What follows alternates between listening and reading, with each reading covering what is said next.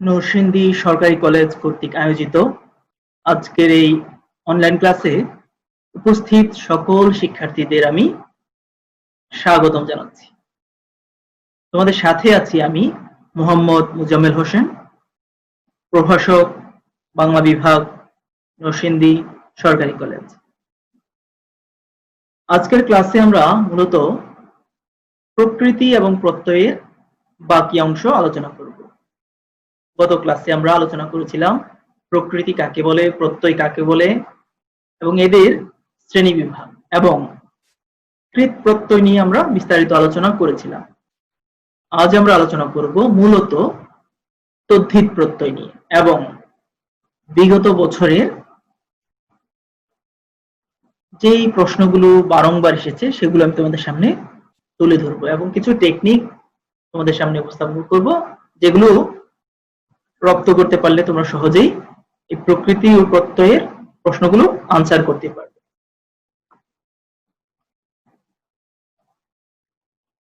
আজকে আমরা প্রথমেই মূলত এই প্রকৃতি এবং প্রত্যয়ের সাথে জড়িত গুণ এবং বৃদ্ধি নিয়ে আলোচনা করব। তাহলে চলো আমরা জেনে নেই গুণ এবং বৃদ্ধি কাকে বলে এবং এটার সাথে কিভাবে প্রকৃতি এবং প্রত্যয় জড়িত। প্রথমেই আমি তোমাদের কয়েকটি শব্দের প্রকৃতি ও প্রত্যয় অংশ দেখাচ্ছি। দেখো, শীতল, এই শব্দটি বিশ্লেষণ করলে আমরা পাচ্ছি শীত যোগ ল। তাহলে এখানে শীত আছে, এখানে ল আছে, শীতল শব্দের মধ্যেও ঠিক আমরা তাই পেলাম।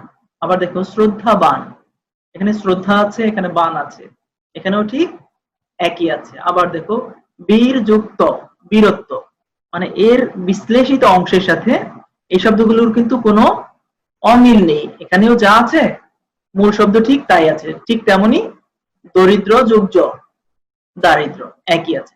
কিন্তু এবার এই নিচের শব্দগুলোর দিকে একটু খেয়াল করো, যেমন ভূগোল যোগ ইক, এই ভূগোল শব্দের সাথে আমরা পেয়েছিলাম দীর্ঘ উ, কিন্তু এবার আমরা মূল শব্দে যাই।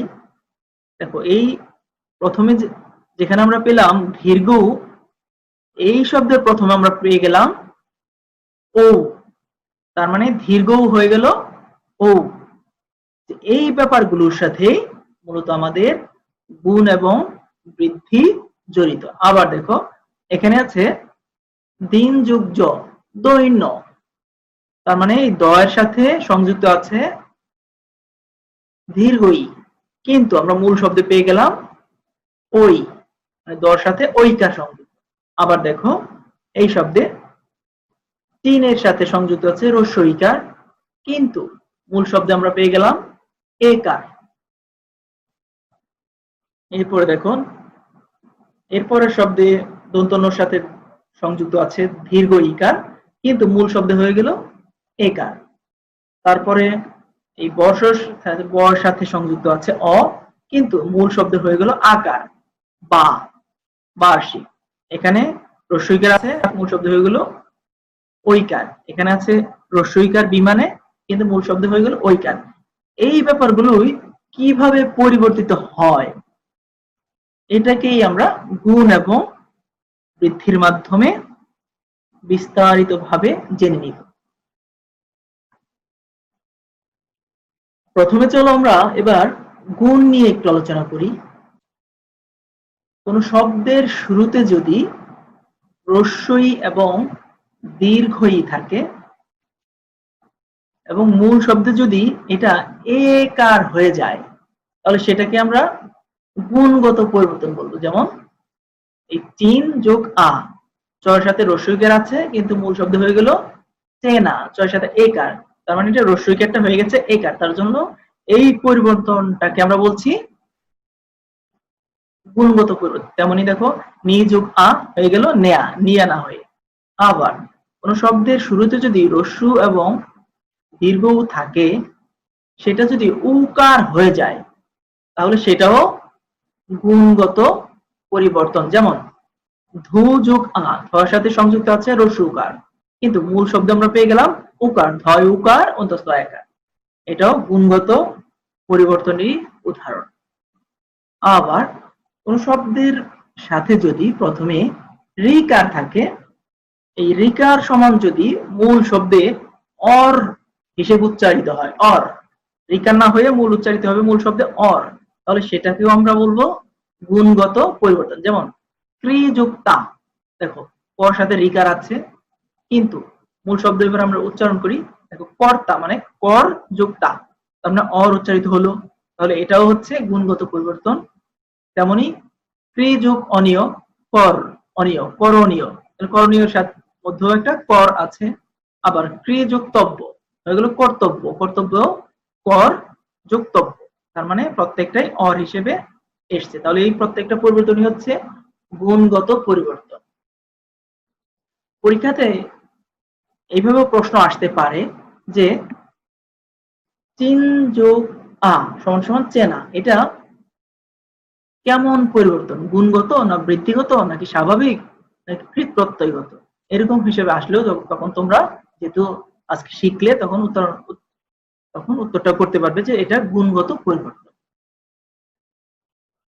এবার চলো আমরা বৃদ্ধিগত পরিবর্তনটা কিভাবে হয় সে ব্যাপারটা নিয়ে আলোচনা করি। দেখো, শব্দের শুরুতে যদি অ থাকে এবং সেটা যদি আকার হয়ে যায় তাহলে সেটাই হচ্ছে বৃদ্ধিগত পরিবর্তন। এবার দেখো, পট যোগ অ, পর সাথে একটি অ আছে, মূল শব্দ হয়ে গেল প, আর থাকলো না, হয়ে গেল পা, পাঠক, তার মানে এই যে অ কার মূল শব্দ এসে আকার হয়ে গেল, এটাই হচ্ছে বৃদ্ধিগত পরিবর্তন। আবার দেখো, বর্ষ যোগ ইক, তাহলে এখানেও বর সাথে একটি অ আছে কিন্তু মূল শব্দ হয়ে গেল আকার, বার্ষিক। আগের অধ্যায়ে গুণগত পরিবর্তন আমরা দেখেছিলাম রস্বই এবং দীর্ঘইকার সমান যদি একার হয় তাহলে সেটা গুণগত পরিবর্তন, কিন্তু এখানে আমরা দেখছি রস্বই এবং দীর্ঘই সমান ঐকার হয়ে যাবে। যদি ঐকার হয় তাহলে সেটাকে আমরা বলবো বৃদ্ধিগত পরিবর্তন। যেমন শিশু যোগ অ, তাহলে স সাথে রস্বইকার আছে, তাহলে এই রস্বইকারটার সমান হয়ে গেল ঐকার, সই, সই সব। তেমনি দেখো বিমান যোগ ইক, বর সাথে রস্বইকার আছে কিন্তু মূল শব্দ হয়ে যাবে বৈমানিক, তার মানে এই রস্বইকারটা এই শব্দে এসে বই ঐকারে পরিণত। আবার রস্যু এবং দীর্ঘকার সমান যদি ঔকার হয় তাহলে সেটাও বৃদ্ধিগত পরিবর্তন। আগের নিয়ম আমরা শিখেছিলাম রস্যু এবং দীর্ঘকার থাকলে উকার হয়ে গেলে সেটা ছিল গুণগত পরিবর্তন, কিন্তু এখানে এই দুটো হয়ে গেল রস্যু এবং দীর্ঘ হয়ে গেছে ঔকার, তার জন্য এটাকে আমরা বলছি বৃদ্ধিগত পরিবর্তন। যেমন পুরাণ যোগ ইক, তাহলে এখানে পর সাথে রস্যুকার আছে কিন্তু মূল শব্দ হয়ে যাচ্ছে পর সাথে ঔকার, মানে পৌরাণিক। তেমনি দেখো পুলিন যোগ ইন, এখানে কর সাথে রস্যুকার আছে কিন্তু মূল শব্দ হয়ে যাচ্ছে কৌ, কৌলিন্য। এবার আগে আমরা শিখেছিলাম রিকার সমান যদি অর হয় তাহলে সেটা গুণগত পরিবর্তন, কিন্তু এখন আমরা শিখব যে এই রিকারটা শব্দের প্রথমে ব্যবহৃত রিকার যদি আর হিসেবে উচ্চারিত হয় তাহলে সেটা হয়ে যাচ্ছে বৃদ্ধিগত পরিবর্তন। যেমন ক্রি যোগ জ, কর সাথে রিকার আছে কিন্তু মূল শব্দ হয়ে যাচ্ছে কার্য, কার্যের মধ্যে একটা আর আছে, কার্য। ঠিক তেমনি ধৃ যোগ জ, ধার্য, এই ধয়ের সাথে রিকার আছে কিন্তু মূল শব্দ হয়ে যাচ্ছে ধার, আর আছে, তাহলে এটাও একটা বৃদ্ধিগত পরিবর্তন। এভাবে আমরা তাহলে প্রকৃতি এবং প্রত্যয়ের সাথে জড়িত গুণ এবং বৃদ্ধি নিয়ে বিস্তারিত আলাপ সেরে নিলাম। এবার আমরা গত ক্লাসে যখন কৃত প্রত্যয় শিখেছিলাম তখন বলেছিলাম কৃত প্রত্যয়ের সাথে সম্পৃক্ত কিছু সংস্কৃত ক্রিয়ার মূল যদি আমরা চিনে রাখি বা মুখস্থ করে রাখি তাহলে খুব সহজেই সেই কৃৎ প্রত্যয়গুলো আমরা রপ্ত করতে পারবো।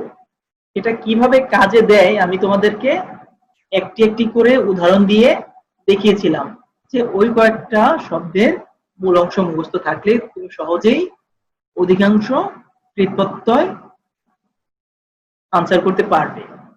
আজ আমি বলতে চাচ্ছি আমাদের কিছু প্রত্যয়ের নামও মুখস্থ রাখতে হবে। এই প্রত্যয়ের নাম যদি আমরা কিছু মুখস্থ করে নিতে পারি তাহলেও আমরা খুব সহজেই এই পরীক্ষায় আসা প্রত্যয়ের বিশ্লেষণ করতে পারবো বা সঠিক উত্তর দিতে পারবো। সেটা কিরকম তার জন্য তোমাদের একটি উদাহরণ দিয়েছি। দেখো একটি প্রশ্ন আমি এখানে দিয়েছি, সেটা হচ্ছে রামায়ণ। এই শব্দটির আমাদের প্রকৃতি ও প্রত্যয় নির্ণয় করতে হবে বা প্রকৃতি এবং প্রত্যয় বিশ্লেষণ করতে হবে। এবার দেখো আমি এটাকে 4টি অংশে বিভক্ত করে দেখিয়েছি। রাম যোগ অয়ন, এটা একটা আনসার হতে পারে। 2 নাম্বার রাম যোগ অয়ন, এটাও হতে পারে। 3 নাম্বার রাম যোগ অন, এটাও হতে পারে। 4 নাম্বার রাম যোগ আয়ন, এটাও হতে পারে। এখন তুমি যদি দেখো রামায়ণ সাধারণভাবে বিশ্লেষণ করলে মনে হয় কি রাম যোগ অয়ন, রামায়ণ। কিন্তু তুমি যদি জানতে যে না অয়ন বলে কোনো প্রত্যয় নেই আসলে বাংলায়, তাহলে তুমি এই 2 নম্বর অপশনটি বাদ দিতে পারতে। আবার দেখো তুমি যদি এটাও জানতে যে আয়ন সরেয়া অন্তস্থ মূর্ধন্য ন, এই বানানের কোনো প্রত্যয় বাংলায় নেই, তাহলে তুমি এই অংশটি বাদ দিতে পারছো। এরপরে থেকে যাচ্ছে শুধু রাম যোগ আয়ন এবং রাম যোগ অন, তাহলে এটাও আমরা বাদ দিতে পারি যে রামের সাথে অন যোগ করে কখনোই রামায়ণ হতে পারে না, রামন হতে পারতো। তখন আমরা খুব সহজেই তাহলে এখান থেকে সঠিক উত্তরটি নিতে পারি। তাহলে কি রাম যোগ আয়ন।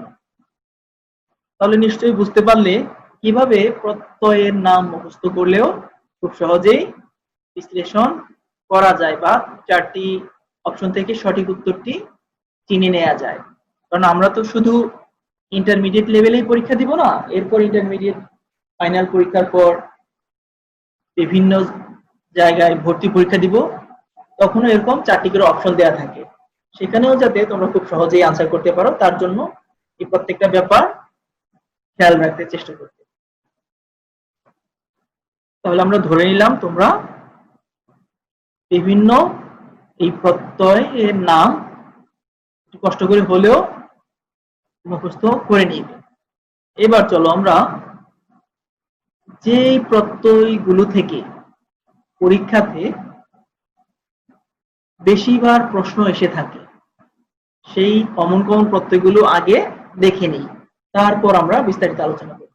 প্রথমে আসা যাক স্ন বা অপ্রত্যয়। বিভিন্ন বইতে তোমরা কিছু কিছু বইতে স্ন হিসেবে পাবে, আবার কিছু কিছু বইতে অ হিসেবে পাবে এই প্রত্যয়টি।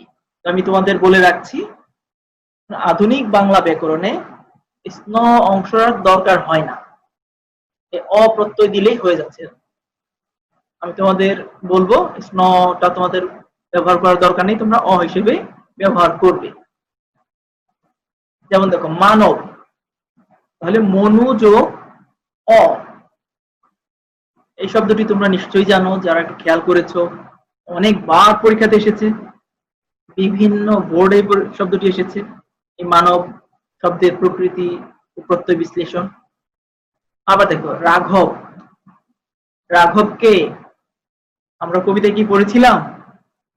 নিশ্চয়ই পড়েছিলাম, রঘুবংশের প্রধান যে বীর সেই হচ্ছে রাঘব। তাহলে রাঘবকে বিশ্লেষণ আমরা কিভাবে করতে পারি? রঘু যোগ অ। তেমনি ভারত,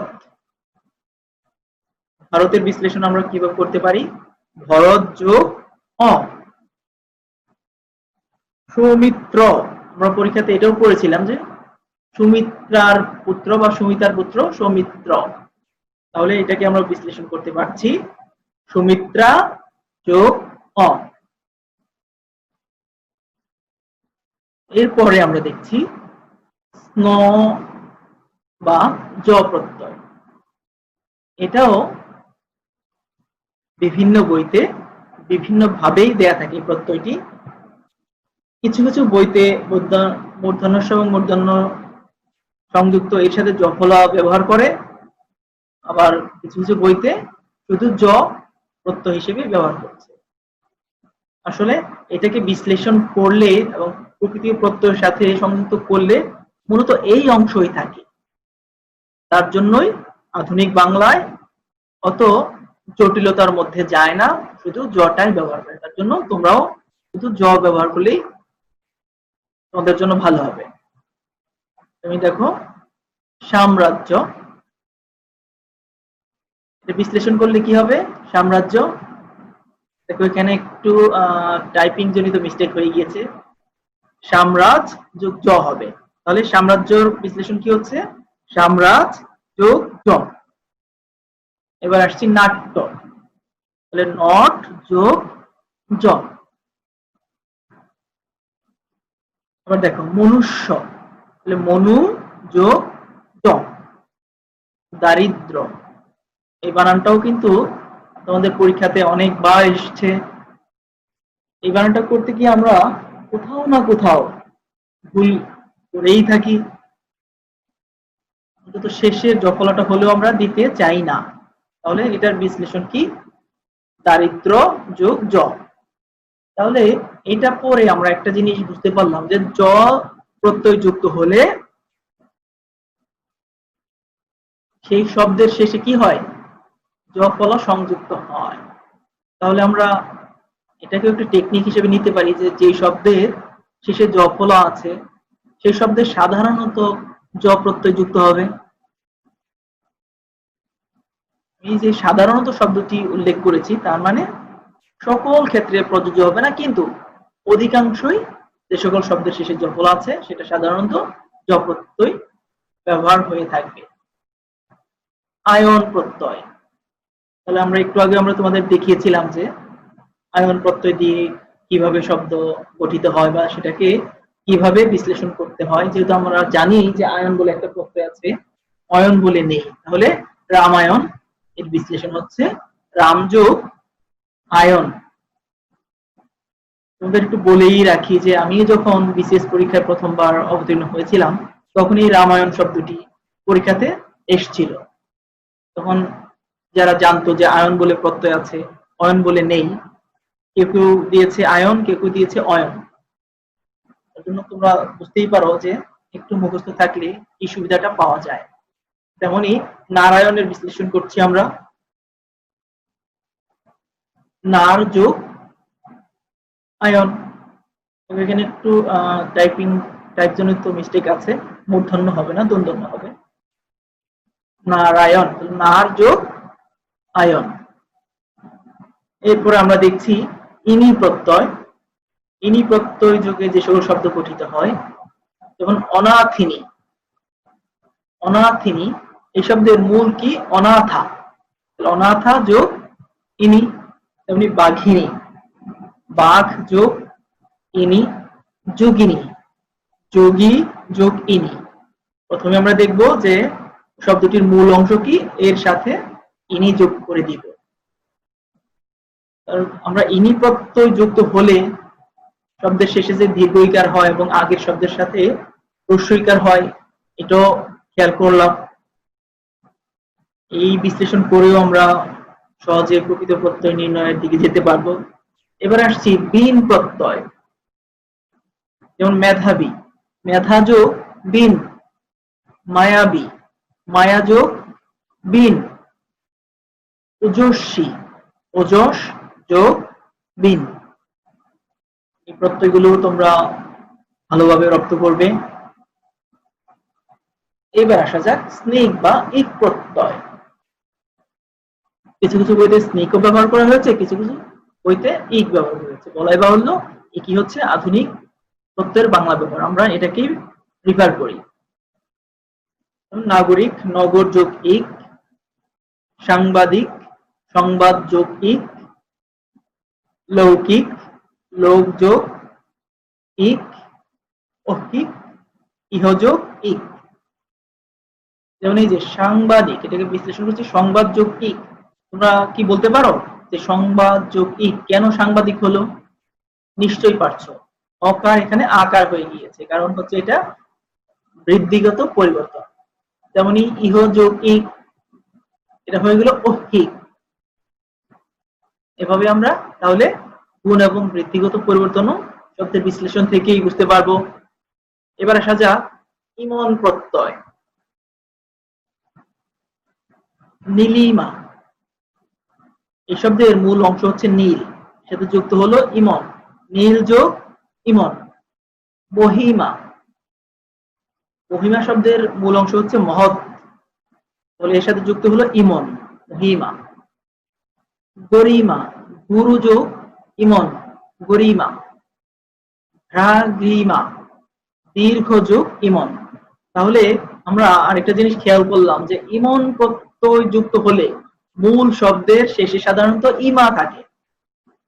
তাহলে তোমরা এভাবেও শিখতে পারো, যে সকল শব্দের শেষে ইমা থাকে তাহলে সেটা সাধারণত ইমন প্রত্যয় গঠিত শব্দ। এবার আসা যাক বতু বা বান প্রত্যয়। আগের বইগুলোতে বতু প্রত্যয় হিসেবে ব্যবহার করা হতো, কিন্তু বর্তমান যে আধুনিক বইগুলো আছে সেখানে বান প্রত্যয় হিসেবে ব্যবহার করা হয়। তাহলে ধনবানকে বিশ্লেষণ করছি ধন যোগ বান, প্রজ্ঞাবানকে বিশ্লেষণ করছি প্রজ্ঞা যোগ বান, দয়াবানকে বিশ্লেষণ করছি দয়া যোগ বান। এই বানের স্ত্রী রূপ হয় বতী, বান প্রত্যয়ের স্ত্রী রূপ কি? বতী। তাহলে ভাগ্যবতী ভাগ্য যোগ বতী, দুগ্ধবতী দুগ্ধ যোগ বতী। এবার আসা যাক মতুক প্রত্যয় নিয়ে বা মান প্রত্যয়। আমরা এই মান প্রত্যয়টাকে রেফার করছি। শক্তিমান, শক্তি যোগ মান, ধীমান, ধী যোগ মান, জ্যোতিষ্মান, জ্যোতি যোগ মান। এই মানের স্ত্রী রূপ হচ্ছে মতি, শ্রীমতী, শ্রী যোগ মতি, বুদ্ধি মতি, বুদ্ধি যোগ মতি। এখানে টাইপিং জনিত মিস্টেক আছে, এখানে মতি হওয়া উচিত। এবার আসা যাক ইয়া প্রত্যয়। এই প্রত্যয়টিও পরীক্ষাতে অনেকবার এসেছিল।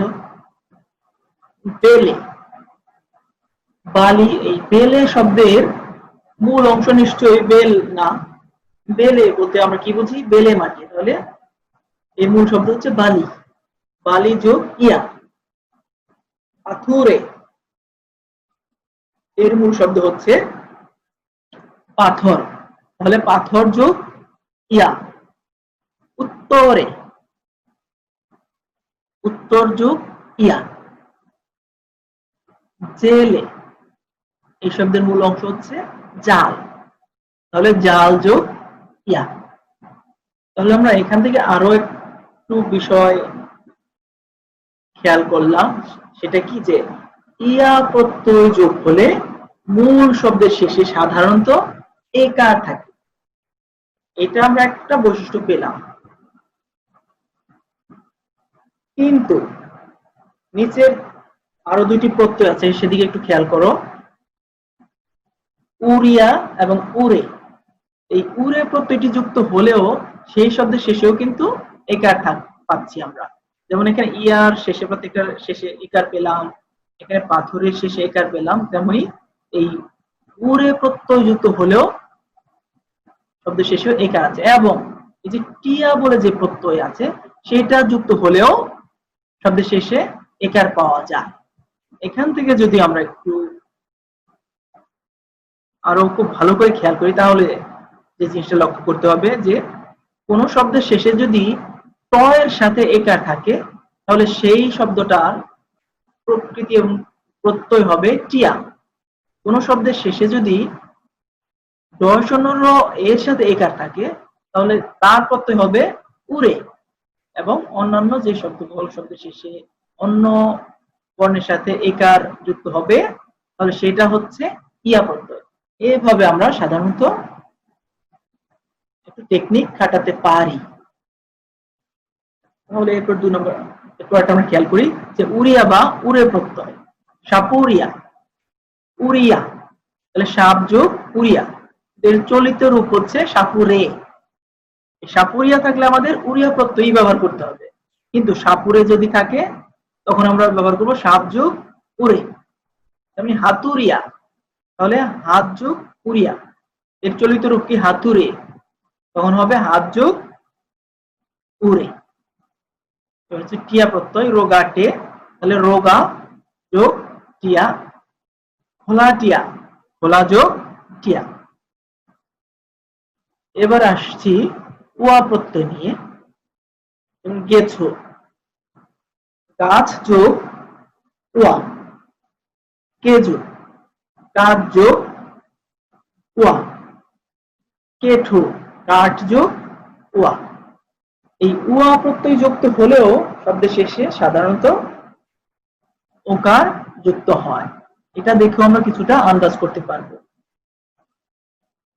এবার আসা যাক বিদেশি তদ্ধিত প্রত্যয় নিয়ে। পরীক্ষাতে এমনি ভাবেও আসতে পারে, অনেকগুলো শব্দ দেয়া থাকলো, ওখান থেকে তোমাদেরকে আইডেন্টিফাই করতে বললো যে কোনটি বিদেশি তদ্ধিত প্রত্যয়, 5টি আলাদা করে দেখাও, বা তদ্ধিত প্রত্যয়, কৃত প্রত্যয় বা বিদেশি তদ্ধিত প্রত্যয় একসাথে অনেক শব্দ দিল, এখান থেকে 5টি কৃত প্রত্যয় বের করে এনে তাকে বিশ্লেষণ করতে বলল। এরকম যদি প্রশ্ন হয় তখনও কিন্তু আমরা একটু ঝামেলায় বা জটিলতায় পড়ে যেতে পারি। তার জন্য আমরা যদি একটু কষ্ট করে তদ্ধিত প্রত্যয়গুলো একটু মুখস্থ করে ফেলি, তাহলে সহজেই আমরা ওই সকল যদি কঠিন প্রশ্ন হয় তাহলে ওখান থেকে উতরে যেতে পারবো। তাহলে বিদেশি তদ্ধিত প্রত্যয়গুলো কি কি? আনা বা আনি, আলা, ওয়ালা, ওয়ান, খানা, হোর, গড়, গিরি, চা, চি, তর, তরু, দান বা দানি, দ্বার, নবিশ, বন্ধ বা বন্দি, বাজ বা বাজি, সুই বা স্থান ইত্যাদি। এখান থেকে যেই শব্দটি বেশি পরীক্ষাতে এসেছে সেটা হচ্ছে কি এই দারোয়ান, দারোয়ানটা একটু বেশি আসে, তাহলে এটাকে বিশ্লেষণ করে হচ্ছে দার যোগ ওয়ান, এবং এই নবিশ প্রত্যয়টিও অনেক জায়গায় আসতে দেখা গিয়েছে। এই হচ্ছিল আমাদের মোটামুটি যে প্রশ্নগুলো পরীক্ষাতে বেশি আসছে সেসব নিয়ে আমরা আলোচনা করেছিলাম। এছাড়াও আরো অনেক প্রত্যয়ের নাম আছে যেগুলো একই ক্লাসে আসলে শেষ করা কঠিন। আমি কিছু নাম বলে যাচ্ছি।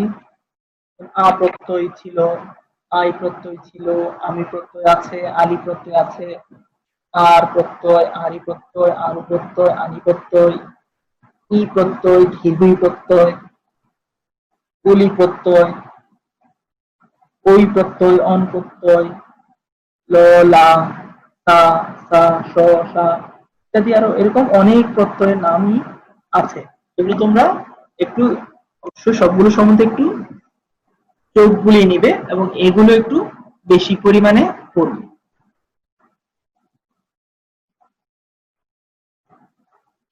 এবার আমি তোমাদের সামনে কিছু উদাহরণ উপস্থাপন করছি, যে উদাহরণগুলো মুখস্থ করলে তোমরা সাধারণত পরীক্ষার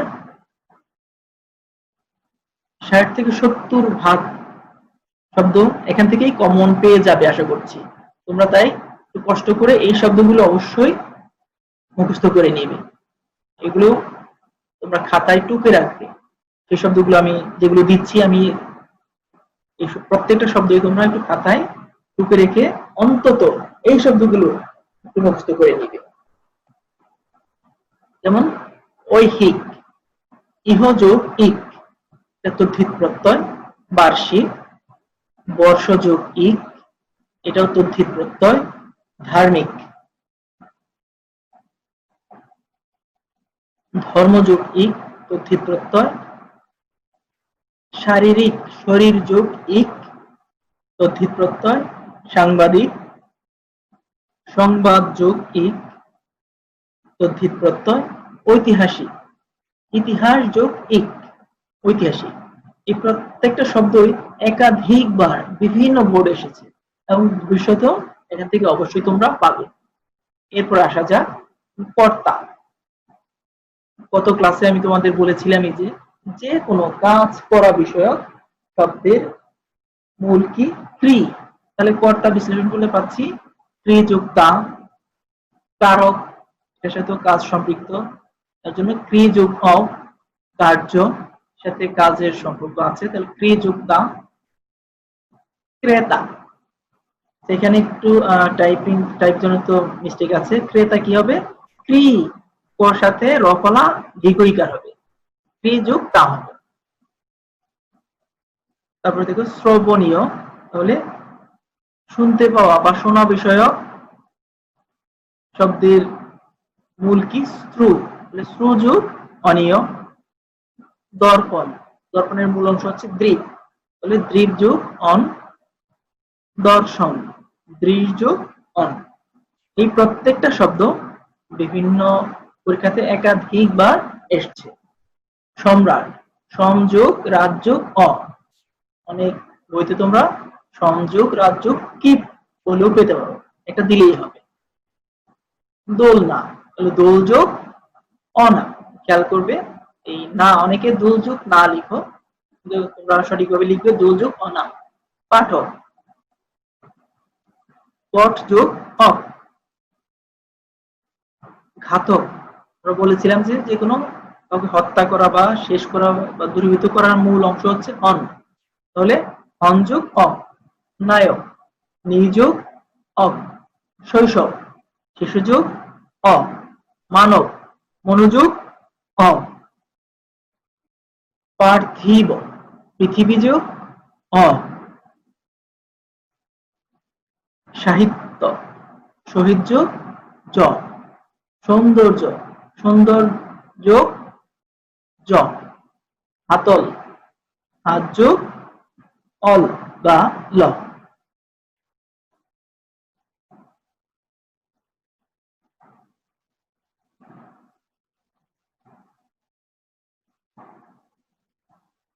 পান্তা, পানি যোগ তা, পান্তা। মেধা যোগ বিন, মেধাবী। বেলে, বালি যোগ ইয়া, জেলে, জাল যোগ ইয়া। মেঠো, মাঠ যোগ ওয়া। কাঠুরে, কাঠ যোগ উড়িয়া। পাথরে, পাথর যোগ ইয়া। নীলিমা, নীল যোগ ইমন। দাগ্রিমা, দীর্ঘ যোগ ইমন। প্রেম, প্রিয় যোগ ইমন। পান্তা, পানি যোগ তা। ঢাকাই, ঢাকা যোগ আই। বুদ্ধিমান, বুদ্ধি যোগ মান। বর্ধমান, বৃদ্ধ যোগ মান। রাঘব, রঘু যোগ অ। মিতালি, মিতা যোগ আলী, মিতালি। পানসে, পানি যোগ সা, পানসে। মৃন্ময়, মৃদ যোগ ময়। নকল, নবিশ, নকল যোগ নবিশ। জয়, জি যোগ অল।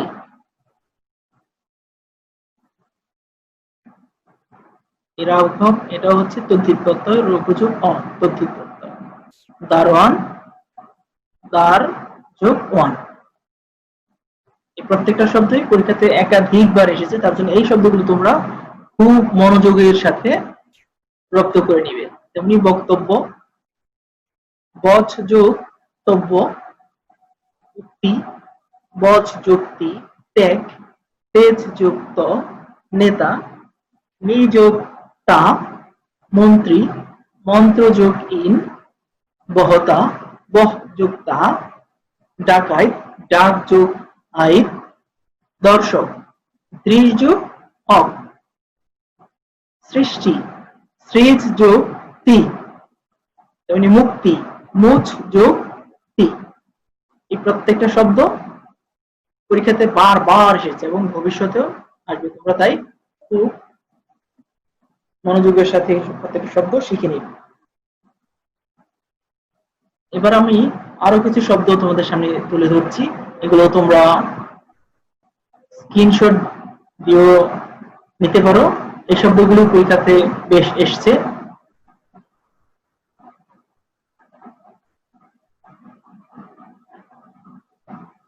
যেহেতু পরীক্ষায় বিগত বছর থেকে বছরে আসা প্রশ্নগুলো থেকে প্রশ্ন বারে বারে করা হয়, তার জন্য আমি তোমাদের জন্য বিগত বছরে যে শব্দগুলো আসলে বেশি বেশি এসেছিল সেগুলোই তোমাদের এখানে দিচ্ছি। তোমরা এগুলো স্ক্রিনশট দিয়ে বা মোবাইল দিয়ে এটা তুলেও নিতে পারো।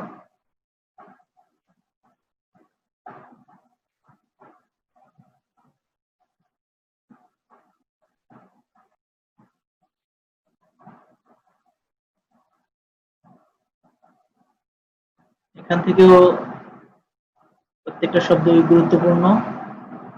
এগুলো পরীক্ষাতে কোনো না কোনো বোর্ডে এসেছিল,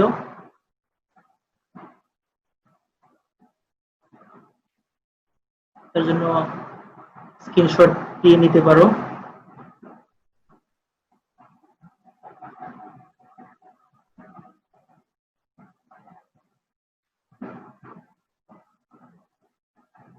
এই শব্দগুলো পরীক্ষায় এসেছিল, এক বা একাধিকবার এসেছিল, তার জন্য খুব ভালোভাবে শিখে নিবে। এই শব্দগুলো তোমাদের জন্য খুবই কমন। সবগুলো যদি আমরা পড়তে যাই তাহলে আসলে পড়ে শেষ করা যাবে না, তার জন্য তোমরা স্ক্রিনশট দিয়ে নিয়ে নিও।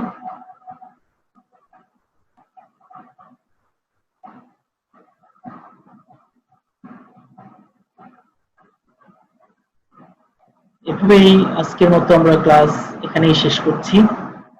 আশা করছি তোমরা যে যেখানে আছো ভালো আছো, নিরাপদে আছো, পরিবারের সবাইকে নিয়ে সাবধানে আছো এবং এই দুর্যোগময় মুহূর্তে পড়াশোনা একেবারে ছেড়ে দাওনি।